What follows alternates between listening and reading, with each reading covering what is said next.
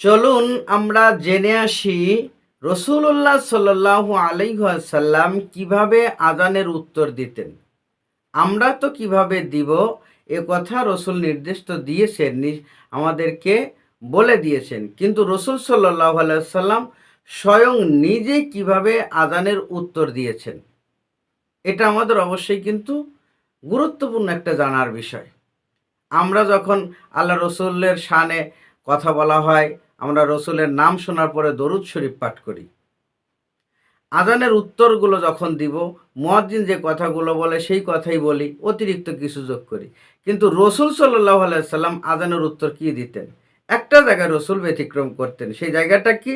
যখনই মুয়াজ্জিন বলতেন আশহাদু আন্না মুহাম্মাদার রসুলুল্লাহ, তখন রসুল সাল্লাল্লাহু আলাইহি সাল্লাম বলতেন যে আনা আনা, অর্থাৎ আমি আল্লাহর রসুল।